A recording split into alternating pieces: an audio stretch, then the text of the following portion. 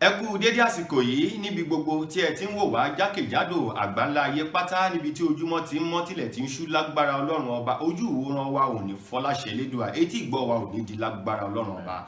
Àtúntúkọ débìbà lásìkò yìí àwọn ìròyìn ohun tó ń ṣẹlẹ̀ nílẹ̀ yìí àti káàkiri àgbáńlá ayé lábala eré ìdárayá lọ́rọ̀ òṣèlú àti ní ètò ọrọ̀ ajé gbogbo ẹ̀ láti kó wá bí àsìkò bá ṣe gbà wá láàmà já sí létí beléjá ni ẹ̀yin náà sì máa kó mọ́ra bí ìgbèyàn fi edé tí wọ́n fi mu gàrí ọ̀sán ni lórí ìkànnì alálùbáríkà yìí amóhùnmáwòrán eléyìí tó tàn kárí ayé tí gbogbo ayé ń fẹ́ iwájú la wà táwọn tó kù tí wọ́n tẹ̀lé wa Bàbá Gbàgede Ìmọ̀ TV rí gèlè wa ok ẹ ní kì í ṣe gèlè lálọ àbí ẹ jẹ́ ànífìlà wa tó wá ti ń bọ́ sí òpin ọ̀sẹ̀ báyìí bí gèlè bí fìlà ló máa ń ṣe wá. When the month is going to an end, salary will enter.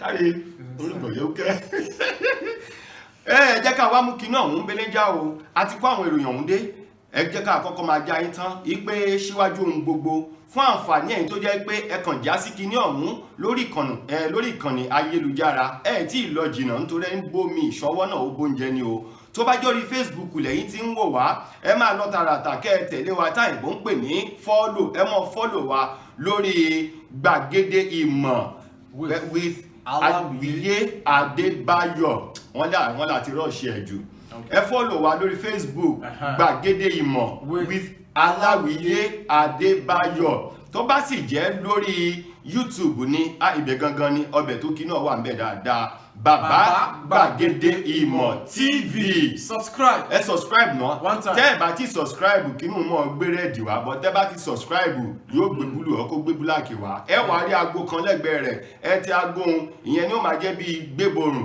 tí àwọn ètò ọba fẹ́ gorí afẹ́fẹ́ báyìí yóò ti sọ fún yín yóò mọ̀ súfèé ọ kó sọ sí kẹ́lẹ́kẹ́lẹ́ létí ìyẹn ní pé yóò gbé àmì kan wá wípé àwọn ètò tuntun ó tún fẹ́ gorí afẹ́fẹ́ tó bá sì jẹ́ orí Instagram ní èyí náà dápọ̀ Gbàgede Ìmọ̀ _22 Gbàgede Ìmọ̀ _22 ní báyìí ẹ jẹ́ ká wá máa mú àwọn ìròyìn ọ̀hún ká máa gẹ̀ sí yín létí ní kókó kó tó di pé àwọnú ìròyìn ọ̀hún lákọ̀ọ́kọ́ lánàá ààrẹ orílẹ̀-èdè wa Nàìjíríà ààrẹ Muhammadu Buhari mà tẹ́ pẹpẹ ètò ìṣúná owó ọdún 2022 síwájú ilé ìgbìmọ̀ àwọn aṣòfin ìfọwọ́sowọ́pọ̀ méjèèjì nílùú Àbújá eyín aṣòfin àgbà àti àwọn aṣojú ṣòfin ó yá. Beautiful moments from the only TV, the pace setter, which is Bàbá Gbàgede Ìmọ̀ TV. That's our YouTube channel. As soon as you're on the social media on YouTube, all you need to do is to type the name Gbàgede Ìmọ̀, or presently on the YouTube channel as usual, which is the direct link is Bàbá Gbàgede Ìmọ̀ TV. Please subscribe. As soon as you subscribe, you always ultimately have that point of enjoying everything we're doing right here. After subscription, which you have subscribed with, there's this notification bell you need to click on to let you know as soon as we have anything dropping on our social media, you get it there as the notification bell. That is our YouTube handle. And on Facebook, Gbàgede Ìmọ̀ with Aláwìyé Adébáyọ̀ is our Facebook handle, and on Instagram is Gbàgede Ìmọ̀ _22. These are the three social media handles you can link up with to getting to know what we are doing and how we do it for us to be the pace setter.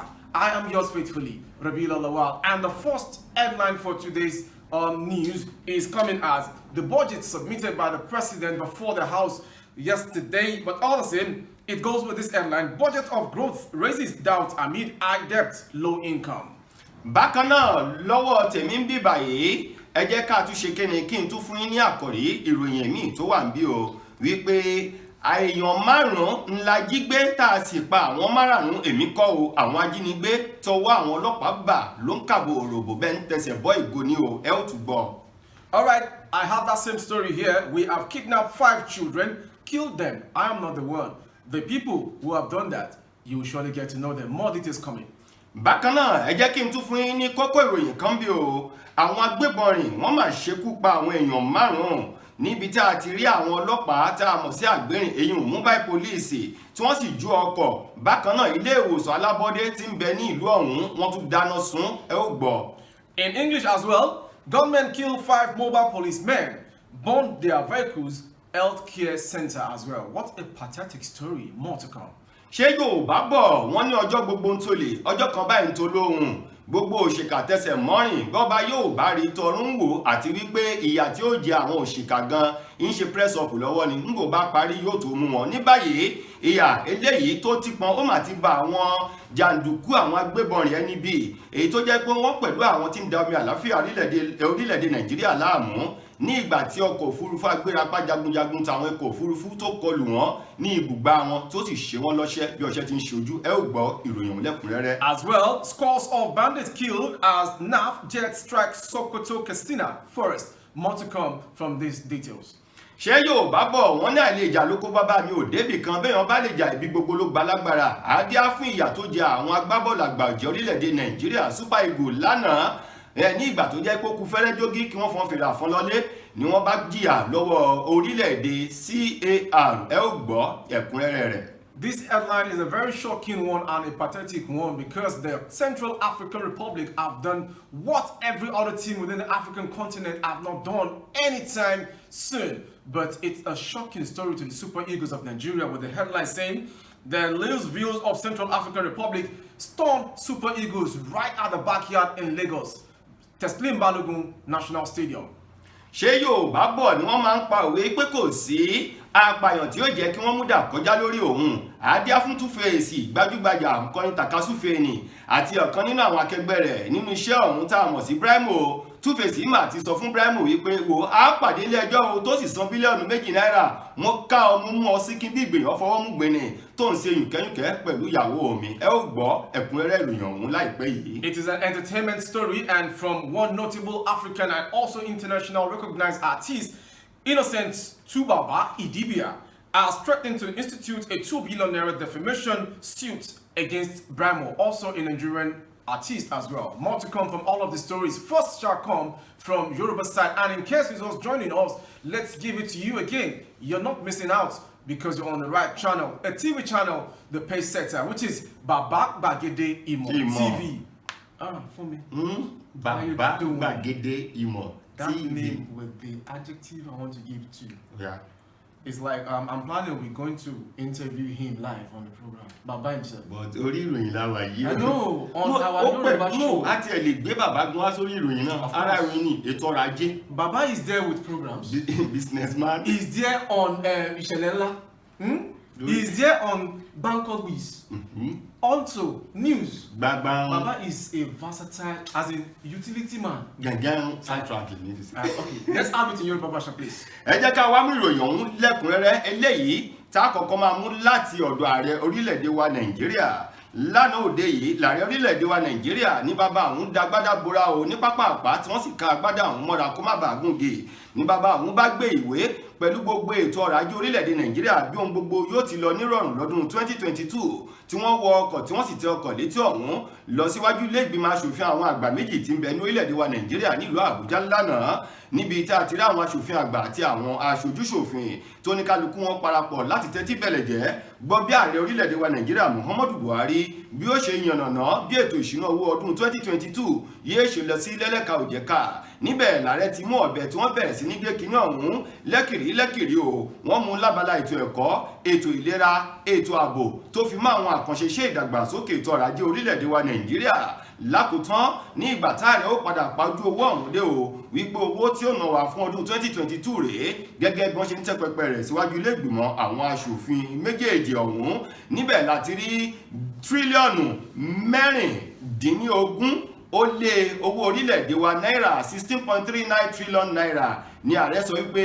yóò ná orílẹ̀-èdè Nàìjíríà fún ìdàgbàsókè ètò ọrọ̀ ajé àti ààbò pẹ̀lú àwọn àkànṣe iṣẹ́ eléyìí tí ó mú ìgbé ayé ìrọ̀rùn bá gbogbo ọmọ orílẹ̀-èdè Nàìjíríà lákòótán ààrẹ wá sọ wípé ní báyìí o ìfọwọ́sowọ́pọ̀ àwọn ọmọ orílẹ̀-èdè Nàìjíríà làwọn fẹ́ láti lè jẹ́ kí gbogbo wàhálà àwọn làásìgbò èyí tó ń ṣẹlẹ̀ ní orílẹ̀-èdè Nàìjíríà kórè òdòdó lọ́mú mi o wọ́n bá ní ohun gbogbo ó ń fẹ́ sùúrù ọdún 2022 yóò so èso rere fọ́mọ orílẹ̀-èdè Nàìjíríà.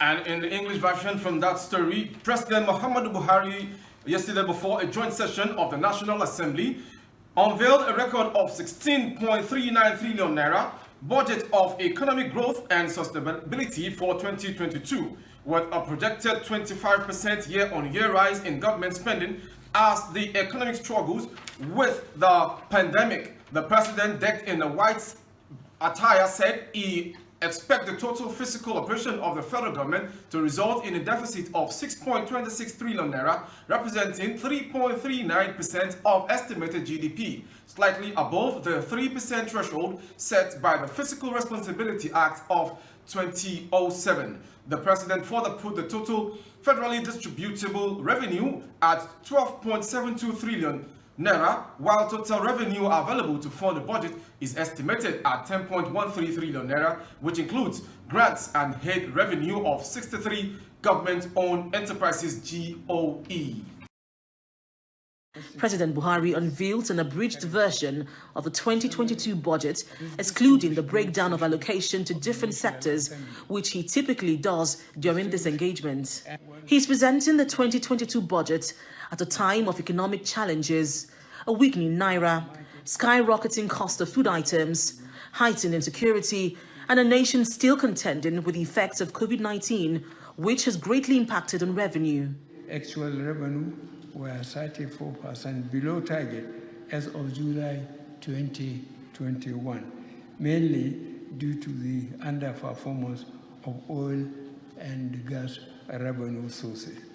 The federal government's share of oil revenue totaled 570.23 billion naira as of July 2021, which was 51% below target, while non-oil tax revenues totaled 964.13 billion naira. The government had to suspend In debt servicing.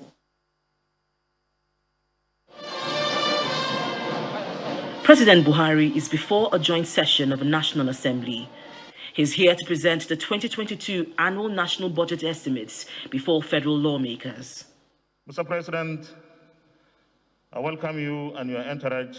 Taking cognizance of the COVID-19 pandemic, President Buhari unveiled an abridged version of the 2022 budget, excluding the breakdown of allocation to different sectors, which he typically does during this engagement. He's presenting the 2022 budget at a time of economic challenges, a weakening naira, skyrocketing cost of food items, heightened insecurity, and a nation still contending with the effects of COVID-19, which has greatly impacted on revenue. Actual revenue were 34% below target as of July 2021, mainly due to the underperformance of oil and gas revenue sources. The federal government's share of oil revenue totaled 570.23 billion naira as of July 2021, which was 51% below target, while non-oil tax revenues totaled 964.13 billion naira. The government had to suspend further upward price adjustments while engaging labor on the subject.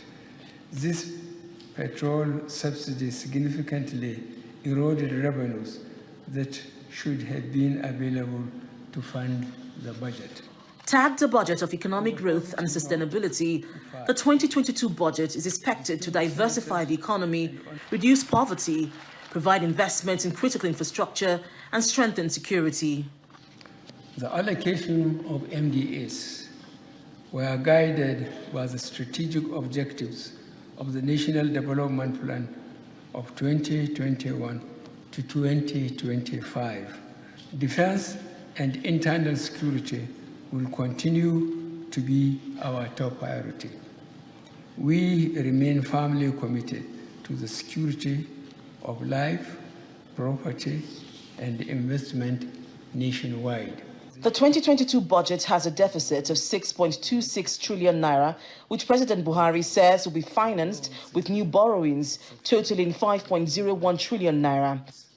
Some have expressed concern over our resort to borrowing to finance our fiscal gaps. They are right to be concerned. However, we believe that the debt level of the federal government is still within sustainable limits. Very importantly, we have endeavored to use the loans to finance critical development projects.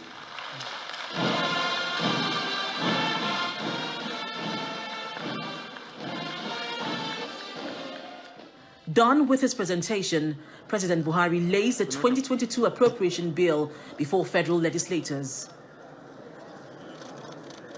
Allow you.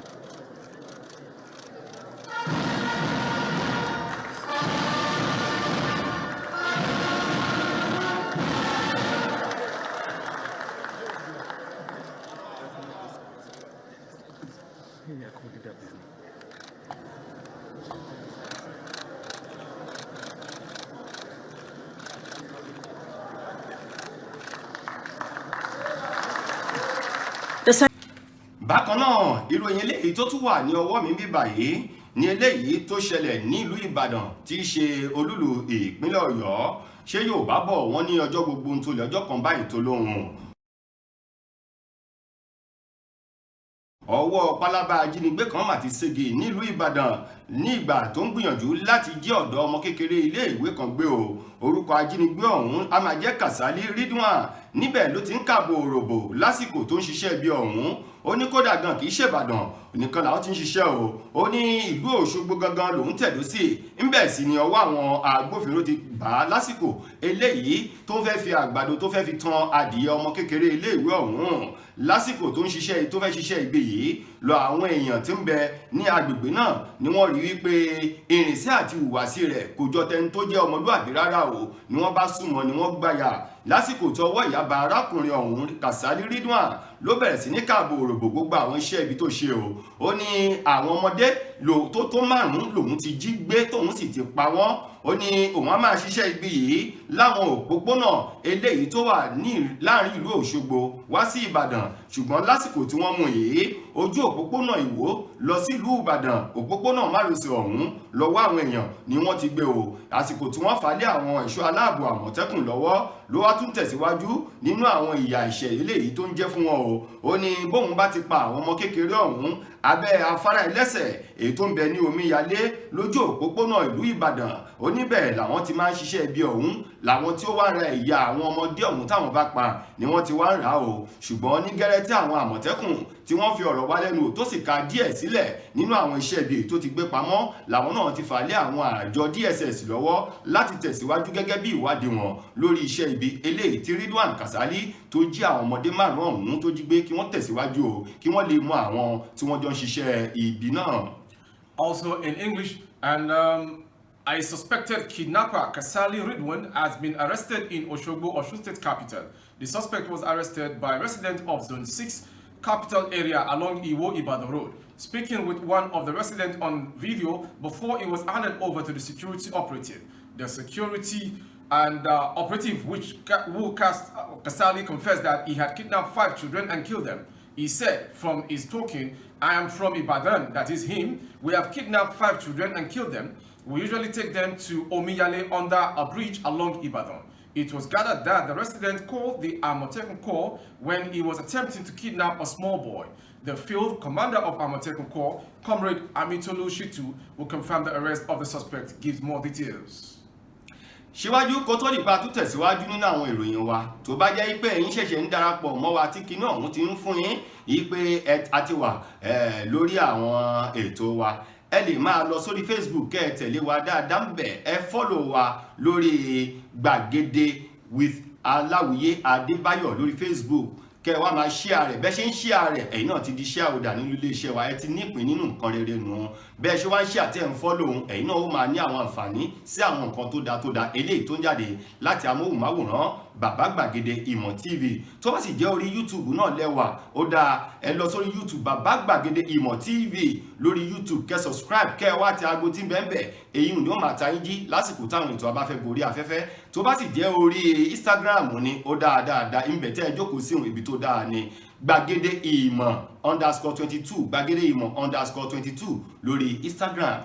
As well, if you are on YouTube, kindly dial the name Gbàgede on the programs which we're doing as well. But the truth is if you're typing Gbagede Imo alone, you're not having the right channel. But all the same, all you need to type when you are on YouTube is for you to type Baba Gbagede Imo TV. If you do not have a TV, you're not still on the right channel. Baba Gbagede Imo TV. After dialing that name as a title, you need to subscribe. After subscribing, there's this notification bell you need to click on. As soon as you click on it, it gives you notification on our programs dropping for your viewing pleasure. Because if you are not there, there is no place you can have this fast and quicker information as we're doing. And also, if you're on Facebook, all you need to click is Gbagede Imo with Alawiye Adebayo.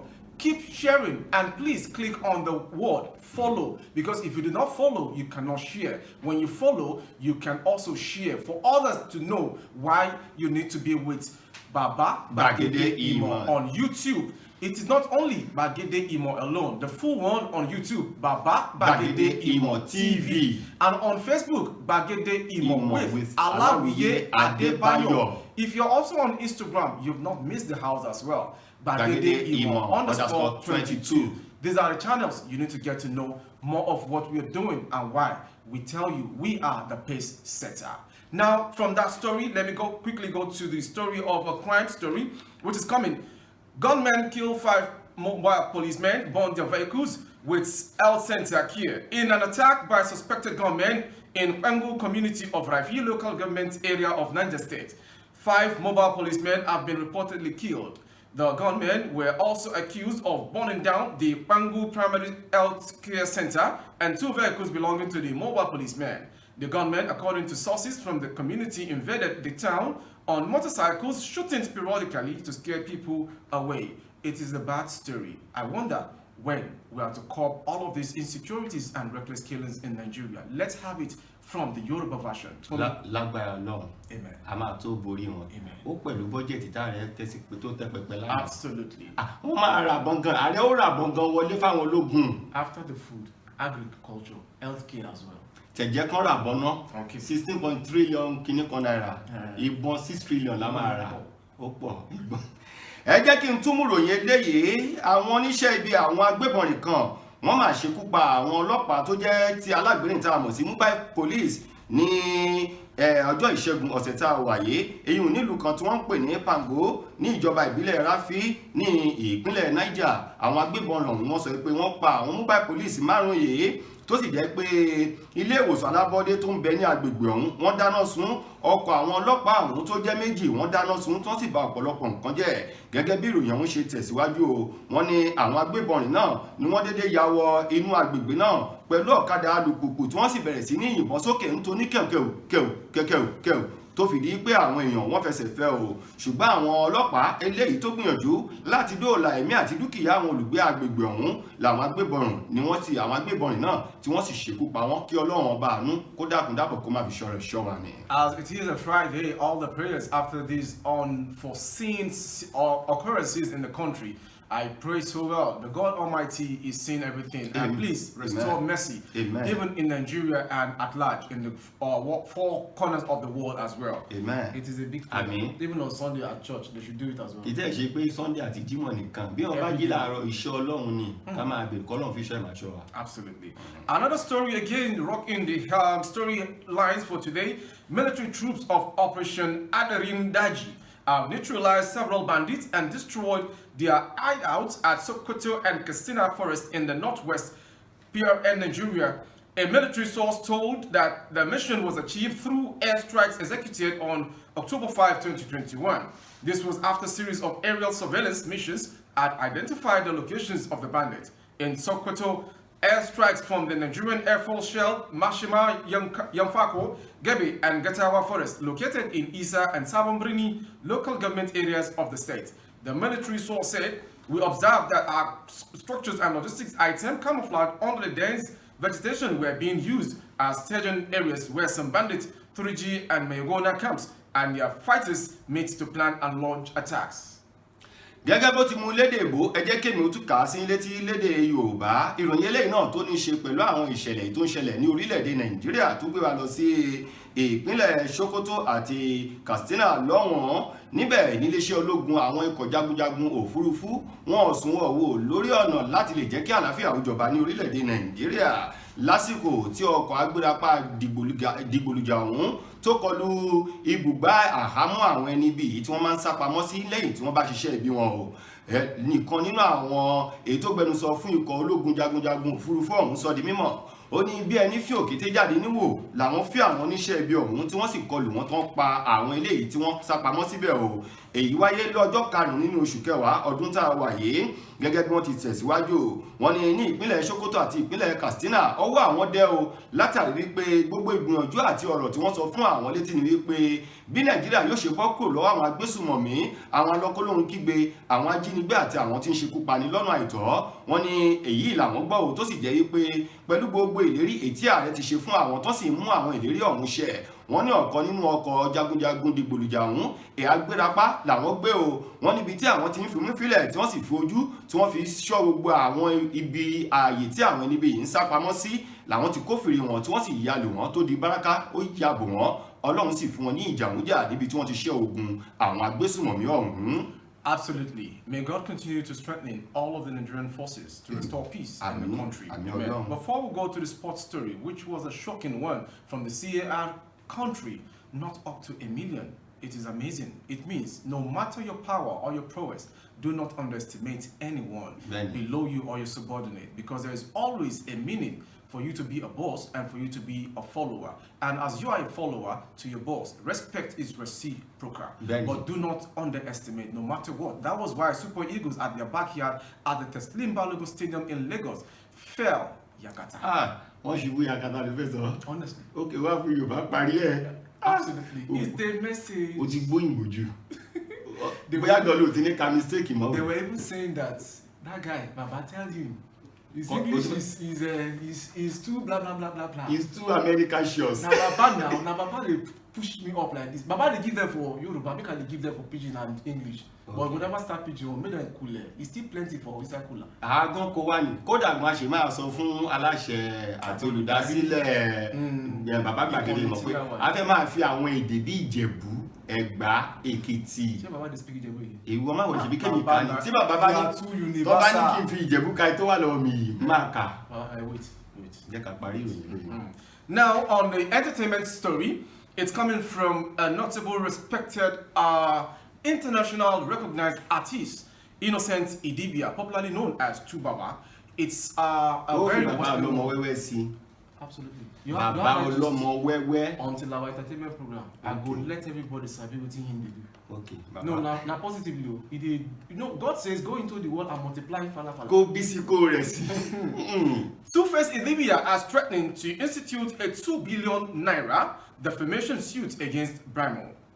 This was in a reaction to a lengthy tweet by Brimo in which he claimed that Tubaba accused him of sleeping with his wife and also arranged for him, Brimo, to be physically assaulted.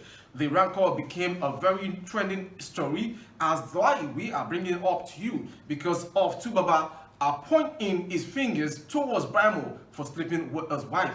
But the story still has it that yes, if it is true, they need to meet in court for quash or hearing from both of them. And what the judges say is finally, if Tubaba will have the 2 billion naira is yet to be known, because it's just an engagement of misunderstanding, or probably he has his facts to defend this claim towards Brimo. But for me, whenever you want to come to my house, give me notification. Nisuru Tubaba son 2 million naira fún Brimo. Now George go confess that one. The allegation shows from this story that yes, Tubaba is pointing fingers at Brimo. Bẹ́ẹ̀ni pé ó ṣe Dodomeleto pẹ̀lú ìyàwó òun. And the way you dress to it, make it dey on set. If you won't come my house, tell me before you come. Èmi ò tẹ̀lé wálé ẹ̀, a máa pàdé bus stop. Okay. Ẹ jẹ́ kí n sáré mu ní pápápá gẹ́gẹ́ bí ó ti wáyé lábala eré ìdárayá tá a mọ̀ sí bọ́ọ̀lù aláfẹsẹ̀gbá orílẹ̀-èdè wa Nàìjíríà, èyí ò yí kọ sí Super Eagles pẹ̀lú orílẹ̀-èdè CAR ìyẹn Central African Republic. Wọ́n jọ wákò ní pápá Teslim Balogun tó wà ní ìlú Èkó lánàá ní ìgbà tó kù díẹ̀ ń fẹ́rẹ́ jógí kẹ́ni tó fọn fèrè tó darí bọ́ọ̀lù ọ̀hún kó fọn fèrè. Èyí ó ti wọ bí ìṣẹ́jú 94 minutes kó tó di pé orílẹ̀-èdè CAR wọ́n láǹfààní láti gbá bọ́ọ̀lù ẹyọ kan ṣoṣo pọndanran wọnú àwọn níbi tí àwọn Super Eagles àwọn erin àwọn àgbà tí wọ́n sì ṣubú yakata àfi bí ìgbà tó jẹ́ wípé ọmọ kékeré ọmọ oṣù kan fẹ́ dìde rìn ni o lábala amúlùdùn tá a mọ̀ sí entertainment gbajúgbajà ẹni tó ń kọrin tàkásùfè ní Two-Face Idibia bàbá ọlọ́mọ wẹ́wẹ́ òun náà mà ló ti ń sọ̀rọ̀ báyìí o wípé ó máa rí bẹ́ẹ̀ kò ní rí bẹ́ẹ̀ àjọ pàdé ilé ẹjọ́ ni o pẹ̀lú ọ̀rọ̀ kan eléyìí tó fi kan ẹni tọ́jọ jẹ́ akẹgbẹ́ nínú iṣẹ́ orin ọ̀hún Brimo wípé Brimo ó ń ṣe tótó mẹ́lẹ́tò yùnkẹ́yùnkẹ́ pẹ̀lú ìyàwó òun ṣùgbọ́n gẹ́gẹ́ bí Brimo ti sọ ó ní ìbanilórúkọ jẹ́ àbùkù gbà léléyìí jẹ́ ò wípé obìnrin tó ń bẹ lọ́wọ́ òun kí ni kóun fi ṣe débi kóun máa lọ bá ìyàwó oníyàwó sùn ní báyìí wọ́n ti ń wọ́ra wọn tuurutu bí ìgbà ọmọ ọdún kan táwọn méjèèjì ń ṣeré ńlẹ̀ pẹ̀lú kẹ̀kẹ́ òun gi lọ́wọ́ ni láti lọ sílé ẹjọ́ kí adájọ́ kó lè bá wọn dá sí ọ̀rọ̀ ọ̀hún kó lè lójútùú bọ́n bá gba 2 billion ẹni tó bá gbà náà àwọn méjèèjì àbí wọ́n san ẹ̀kọ́ náà jẹ́ kó bọ́ sọ́wọ́ pàdé mi ti fi ń pè lórí fóònù máa bó ní rèyàn lọ ń jẹ́ bẹ́ẹ̀ irọ́ kì í ṣe òtẹ̀mọ́ bọ́yẹ ń ṣeré ò lè ṣe fíìmù Yorùbá jẹ́ adágbèrè ká máa lọ. All right, for the English version of the sports story, outrage at Central African Republic stunned Eagles in Lagos against all expectations. Minus Central African Republic yesterday at the Teslim Balogun Stadium. Lagos beat Nigeria 1-0. It was a game Pundit easily gave to the Super Eagles, who were rated for higher than the Wild Beast in all aspects of the game. It wasn't supposed to end in defeat for Nigeria, but for yesterday, the Super Eagles had won their first 2 games, home to Liberia and away at Cape Verde. Central African Republic, on the other hand, were no hopers as they had only 1 point from a home draw with Cape Verde to show in their 2 matches. Nigeria went into the game 90 spots above CAR in FIFA ranking. What a disheartening result, but all the same, Super Eagles still stand and top that group with 6 points.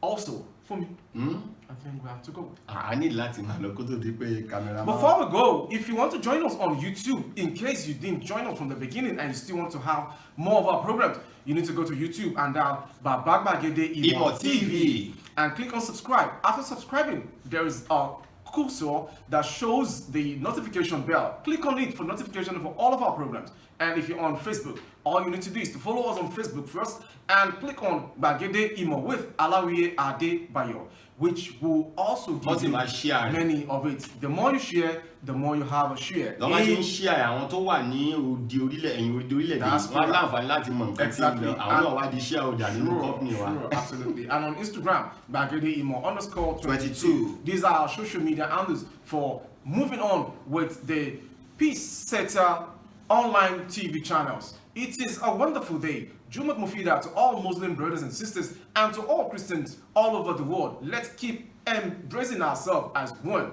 With love, we can amass so many productivity with God's mercy. I am yours faithfully, Rabi Lalawa. Gẹ́gẹ́ bí ẹnìkejì mi ti rí títí nígbà míì tẹ́tù máa láǹfààní láti máa jẹ mùkúntùn tó ń bẹ nínú àwọn ìròyìn àkójọpọ̀ tí orílẹ̀-èdè àti tàgbà ńlá ayé títí di ìgbà náà ire àtayọ̀ ní tiwa ò fún mi Adénúgà ńlọkọ mi ire o.